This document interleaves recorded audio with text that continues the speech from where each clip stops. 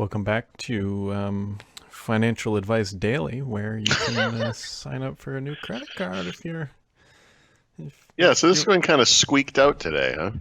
Yeah, I'm still a little miffed at like what this thing is and why Okay. somebody might want this. Yep. And I will say this full-heartedly that I'll probably make fun of this thing multiple times and go sign up for it, knowing Yeah. full well. But I mean, like I have an Amex, I have an Amex and a Mastercard currently. That's Mhm. like Mastercard is the backup for when they don't take Amex, which is usually only an issue when I'm over where you are. Yep. And then there's the Apple Card. If you're not familiar, folks, the Apple Card, backed by Goldman Sachs, is rolling out to beta testers, which I didn't realize you did with a financial instrument like that. hmm But Well, some people are getting access to it starting today, and if you really, really want to do that, you can now. what's the point of this card? I don't. That's this You is get where I points. struggle. I know, like any credit card, there are points. I assume the biggest points are on Apple purchases. 3%. Does that include services? I don't know, Because you might want to just throw all your Apple services on that thing. but That's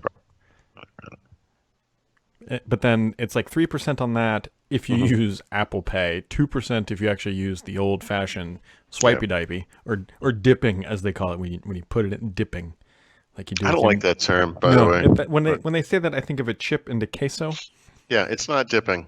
It's No, inserting. it's It's like probing hmm some sort of violation, whatever. Sure. And then it's like I think 1% back on everything else. So They're not particularly good on the points. no, and their logic or whatever the way they're slanting it is that it was supposed to be an easy card to get for everybody, accessible. Based doesn't I have matter. an American Express card that gets some astronomical percentage on like restaurants and gas and stuff like that. I think it might even be as high as 6 points or The something the on one I restaurant. have right now does 5% on gas, hmm and groceries, and Groceries, yeah, that's the other one. U.S. groceries, yeah. yeah, and it's. I mean that adds up. Like it Oh adds yeah, up yeah, pretty yeah. quick. Yep. So I don't know. I mean, and the thing is what I've distilled from all of this is basically it's a credit card, which it is, with just a fancy sort of UI tracking Sure. mechanism to show your spending and all that stuff, which is fine. Um, but why they can do this with any card? They can do this with my Amex. I mean, tracking the spending, all my Yeah, yeah, yeah, expenses yeah. already show up in there that I use. I guess the one difference, and maybe this is it, is that if I use my Amex and I swipe it like a peasant, hmm because the place doesn't accept Apple Pay like Kroger's, you bastards, um, then the Yep. transaction I don't think shows up in that list. I don't think I could look. Oh, okay. And so I wonder if when you swipe the card, if it then shows up in the rinky I dink mean, thing. most people who use this will have an iPhone, obviously. Mm, Why else would you get it? And then they'll probably be using Apple Pay on their phone, yeah. right? That's the point. So you don't really Yeah. bring out the card very often. Yep. So it definitely doesn't show back up in your little wallet app. Yeah. So they don't do that backward syncing or whatever it's called. Hmm. Maybe is that worth taking a ding on your credit score and getting marginal benefits? Well, you know what though? This is for the hundreds of millions of people who are avid Apple customers. They are Mm, going to be buying hardware every year or every couple of years. They're going to sure. be subscribing to Apple services. I guess Apple Pay, what do you say, 3% on Apple Pay? 3% on. Okay. I mean, there's an audience for it. I don't think it doesn't sound like it makes sense as a general credit card Mhm. alternative, right? With the best credit cards out there. But, I do uh, wonder too. Also, I wonder like what's the risk to Apple here? I bet mhm. this is. Oh, none. I mean, Yeah, this is I not, bet this Apple's is not just the like bank. pure margin Yeah, yeah, because yeah. It's just right. yeah, they're not taking any. The biggest risk they have here is that they put their logo onto a card which they probably designed, and then Johnny Yeah, and then it quit, doesn't. and that maybe that was the straw. Johnny's like, "You want me to design a credit card? I'm out." No, he's like, here's what I'm thinking. It'll be a rounded rectangle, and it'll have nothing on it. Very very hard to. Yeah, hmm Yeah, maybe a platinum color. yeah. So I guess maybe that's it. Like they're looking at this as basically free cash flow. Probably Yeah, very. no, for Apple, it's smart. Yeah. And again, like I'm not making fun of Apple fans. I mean, I get it. Like I there, like I said, there's a big audience of people who are going to be really excited to get this thing. Mm-hmm. And it will probably drive further usage of Apple Pay, which, by the way, may be the point Mm-hmm. because the percentage you get back is higher on those transactions. Maybe this is will drive that even further. Yep. Yeah. So if that's your cup of tea, you'll be able to get your hands on that later this month. If you've already signed up, you might be able to get access to it now, depending on if you won the beta lottery, if you will. Okay. Okay. Other things, there was something else I was going to say. Oh, remember yesterday we were talking about the Samsung event? Right. I think their other mystery device, well, I don't think, I mean, this is based on things that have been published, I believe, is going to be an ARM-based laptop. A Samsung branded one. Yeah, not a Xenos. I had heard ARM, that's why I was like, maybe Samsung's going to use their own Xenos or however you pronounce it. But it looks like an 855 maybe peg device. Oh, 855 or 8CX, I should say. Oh, there you go. Okay. Yeah, that makes more sense. So 855 is the phone. IFA is only a month or so away. That's where I expect to see most of those things. Samsung does their own events. I mean, sure. Well, that's the topic du jour. Other than Microsoft pushes out a major terminal update, that's I know. Yeah, not a big point 0.03 or whatever, 0.3 or whatever the version is.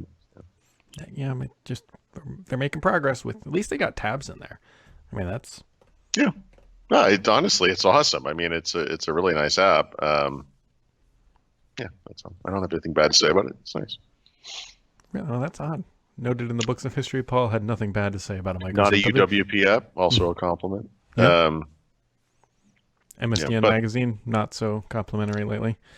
They're ending November. Yeah.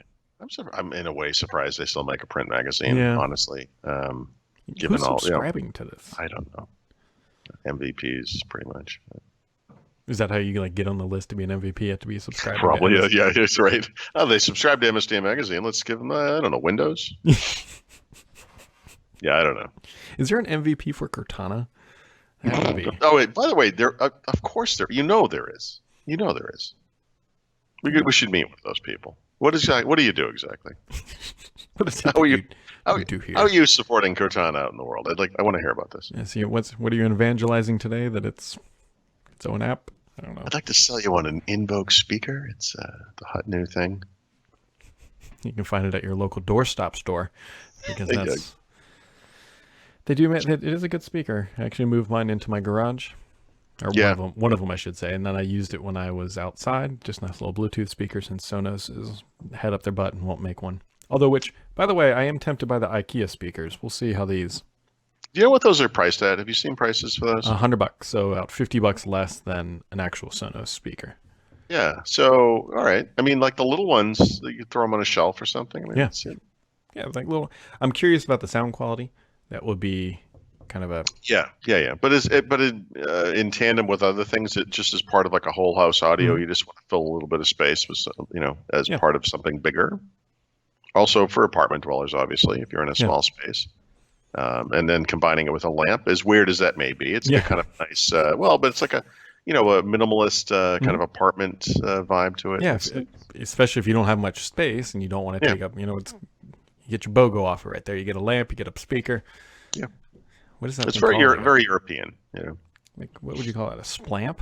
Like a splamp? Yes, a splamp. It's a smart splamp. Smart splamp. Our second home swap, we were in this really strange French house, and they didn't have it wasn't even a full bath, so it was like a half bath. So picture a cube shaped bath, and there was no shower, but there was a handle that you could so you could sit in the tub, and you could. So one of the kids was like your chicken broth. Yeah. So you could ladle yourself, and it wasn't my kid. We had friends staying with us and their kids, and it was their son coined the term "shath" to describe this thing, and so we went off on this huge tangent that summer about like I was like, I don't have time to take a shath. I'm going to take a shink, which was I'm just going to wet my hair in the sink, that kind of thing. So that was pretty much our summer in a nutshell right there. Shink. Yep. Wow.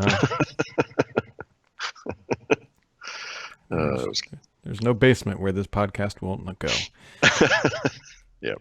Oh man. All right. Did you grab one of the phones? Oh, I grabbed a bunch of the phones. Whoa. So yeah. So I unfortunately, you know how the iPhones are, like the first few iPhones. Well, that's not true. Most of the iPhones don't actually say on the back what they are. Mm-hmm. So I have to kind of surmise, and so there's some missing pieces here. But this one I know for sure. This is the very first iPhone. You can tell because it's got the aluminum back, right? Mm-hmm. And this is one I do have at home. So this is the AT&T Edge only, meaning like 2.5G, whatever, and small. And I idiotically did not bring one of my phones in here so I can compare the size of it. But fantastic. Yeah, because I'm a dope. But there's a Microsoft mouse that he also has. If that will go into the frame, to give you an idea. Smaller than a Microsoft mouse. Am I in the wrong direction? Yes, of course I am. Just needs a banana for scale, and we would be complete. Right. Now, these next two are almost certainly a 3G and a 3GS, and I don't know which is which. It doesn't really matter. Mm-hmm. They're identical from a form factor perspective, but obviously the 3G had a 3G networking. The 3GS was the faster processor or whatever.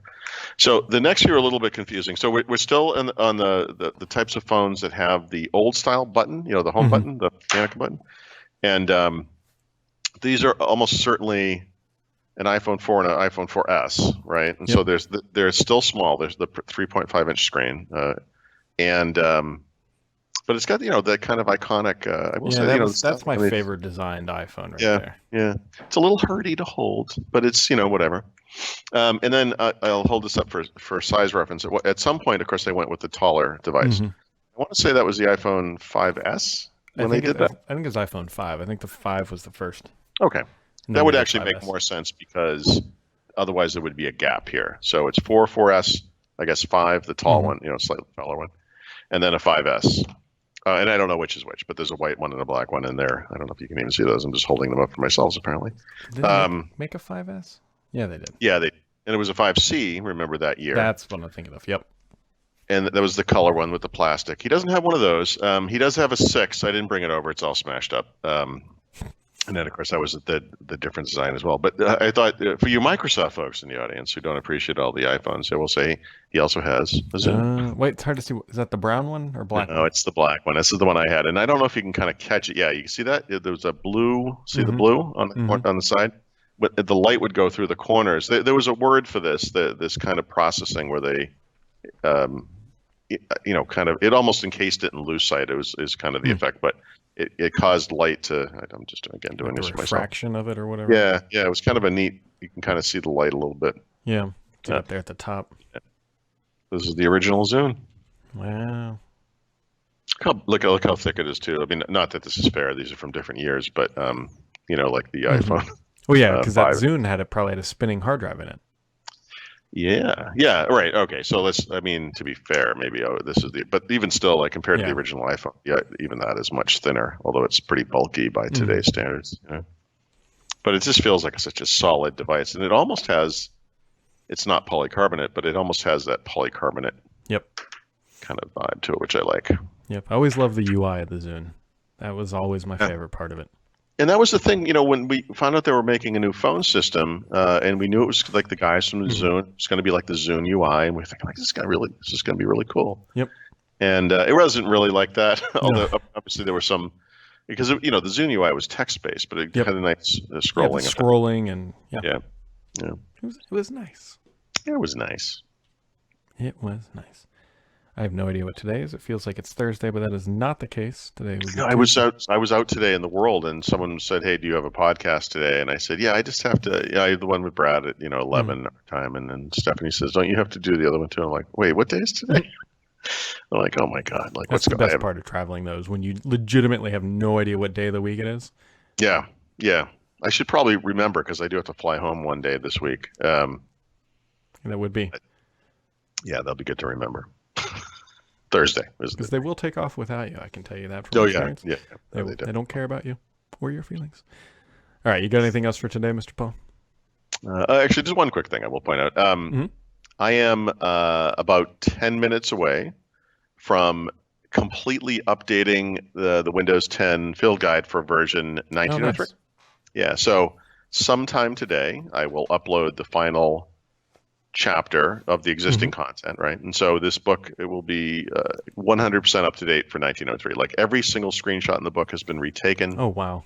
All of the things have been checked against the new version, make sure that everything's correct. There will be further updates, but I mean, I think effectively for 1903 and then I think 19H2 as well, unless something changes, this thing should be, like up to date actually, which is kind of cool, like completely up to date. Nice.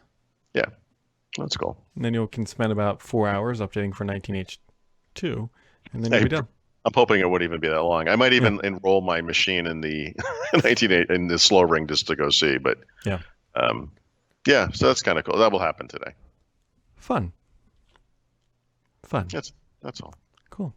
All right, everybody else, if you haven't signed up for your Apple Card, please feel free to do or do not. Is there a referral code we could use? Or something? It's like how can I cash in on this? If you're not going to do that, you can always tune back in tomorrow because we should hopefully be right back here.